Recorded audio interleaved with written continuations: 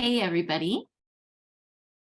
I hope you're doing well. My name is Rebecca Giannini. I'm a parenting and relationship coach, and this is my group. So if you're here, welcome. If you're new here, welcome. Oh my goodness, I'm glad you found us. If you have been here for a long time, hey yo, so glad you're here. I go live every single week on Mondays at 5:30 Pacific Standard Time, and I do take topic requests. And tonight's topic is guilt and our true north. So before I talk about that, I want to kind of identify the difference between guilt, shame, and remorse. So sometimes people confuse those things, and it's important to know what we're talking about. So guilt is knowing when we are responsible for doing something, we're responsible for some sort of offense. Acknowledging that it's our fault, right? That we made a choice that caused someone harm. That would be guilt. Remorse is pain and regret about causing that harm or doing that thing that hurt somebody else, right? That would be remorse. Shame is a feeling about something being wrong with you. So not I did something wrong, but I am wrong.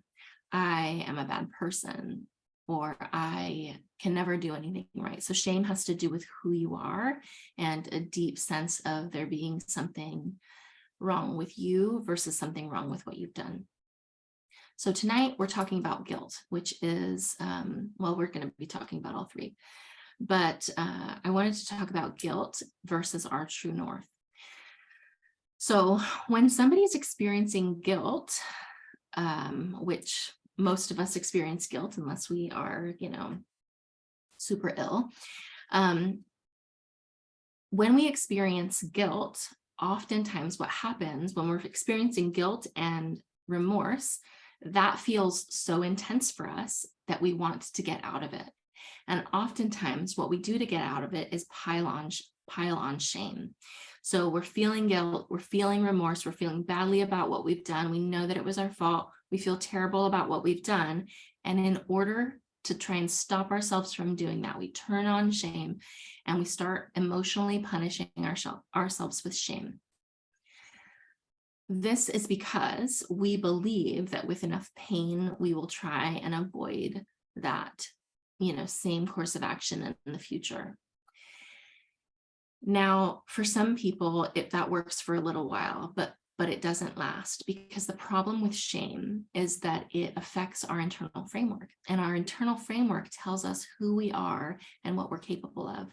So if I am trying to stop myself from doing something, but through that, I turn on shame and I say, I'm such a bad person. I always do this. I'm such an idiot. Why can't I just ever get it right? I'll never learn. This is just who I am. I'm too messed up beyond repair. I should just, give up. I should just, stop trying to be in relationships. I should whatever, right? If we're piling on shame, we're affecting our internal framework. And then that affects our ability to make change in the future. So the very thing that we're trying to avoid, we end up reinforcing with our shame, because you cannot shame yourself into a better behavior. You literally can't. The other thing about this is that if you are feeling guilt, the fact that you're experiencing guilt and remorse and regret over what you've done tells us more about your true character than the actual thing that you did. So when somebody's acting in line with their character, they don't feel badly about acting below their character. The only time someone feels badly about what they've done is when they're behaving below what their own standard is. So if I'm behaving below my own standard, I'm going to feel bad about it. If I'm behaving at my standard, I'm going to feel fine. So your guilt actually gives us hints about what your morality actually is. So the things that you feel the worst about, the things that you feel terrible about, the things that you wish you could go back and shift and change, that actually tells us what your what your real standard is, what your real moral standard is, because otherwise you wouldn't feel guilty for not being able to achieve it. Now, the reason why you haven't been able to achieve it is different than what you think. Probably what you think is the reason that you haven't been able to achieve it is because there's something wrong with you. You're a bad person. You are too messed up. You come from, a dysfunctional family, whatever it is. You have all these reasons that kind of hold up the belief that I am not capable of more, or this is all that I'm capable of. And shame reinforces those beliefs. It solidifies basically those pillars holding up that belief that there's something wrong with me, that there's something fundamentally wrong with me, and I can't change it. It's outside of my capability to change it. I'm here to tell you it's not. I'm here to tell you that the internal framework is the most incredible, it's the most incredible thing that I teach people. That coupled with reflective listening. If you can work on reflective listening and the internal framework together, your life will be better than 90% of people in the world.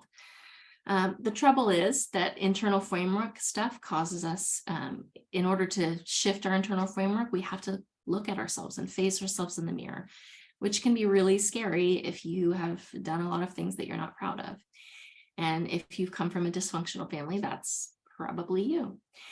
And facing ourselves is difficult work, but it's also really powerful, and it's also really healing. The other thing that that people get stuck on is they're so proficient at putting on shame that they get stuck. They get stuck in this loop of just not believing that anything else is capable, that they're capable of anything else. And so that's the internal framework at play. But if you are in a position where you think that you're too far gone, or you think that, this is just who you are, that, you're always going to revert back to it. You might have this thought process that, well, I can try it for a while, but I know I'm always going to return back to who I really am. Anytime you have those thoughts about who I really am, or the way that I am, or that sort of thing, that's your internal framework at play. And your internal framework will be what determines your behavior. It's not going to be determined by what you want to do. It's not going to be determined by the things that you've been practicing. Your internal framework is always going to win out in the end. So in order to create lasting change, we have to look at the internal framework.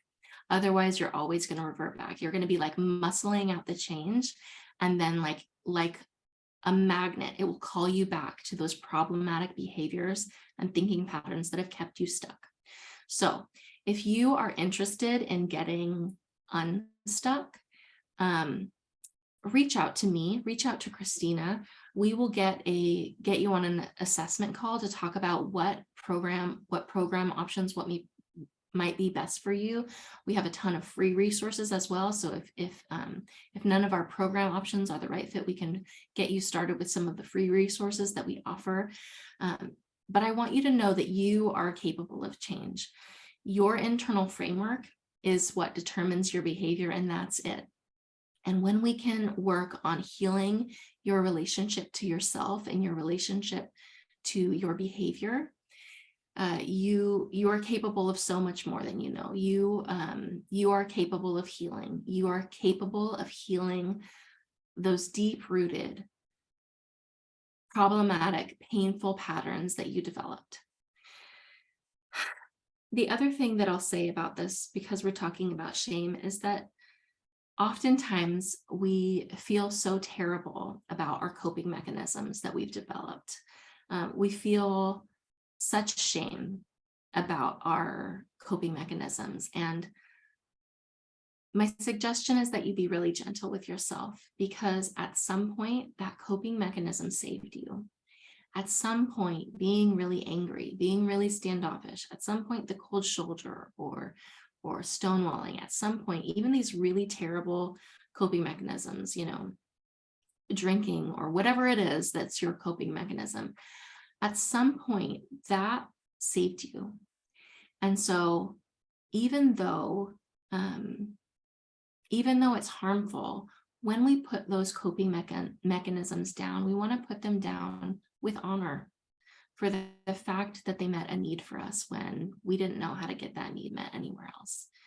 We want to forgive our past selves and our present selves for the ways in which that we're causing harm, and then take action to stop causing that harm. And the way that we do that is through healing. But when we're healing, we're not putting our old patterns and coping mechanisms down with disgust. We're not doing that. We're doing that with deep gratitude for the fact that they saved us, for the fact that they brought us to where we are today. And we recognize that we don't need them. They're not actually serving us anymore. We're thankful for the times that they did serve us, but we don't need them anymore because better is available. Better is available to you. Better is available to all of us. And it is my greatest honor to help people discover better. I had a client. Am I in the clients only group? Okay. Dang it. Okay. I'm sorry. I'm supposed to be live in my other group. Okay. So, Christina, can you post this for me in the other group? Okay. All right. Well, if you are watching this on the replay, hi. Thanks for joining. I'm sorry that you weren't able to watch this live because technical difficulties, but anyway, there is hope for you, and it's incredible. The healing on the other side is so incredible. So yeah, reach out to Christina or myself, and we will make sure you get the right resources. She will do an assessment call with you, and if it makes sense, she'll schedule for you to have an assessment call with me, and then we can talk about all of the different options that are available to you. All right. Well, I will see you next week at 5:30 Pacific Standard Time, and until then, take care of yourself, and see you soon. Okay, bye.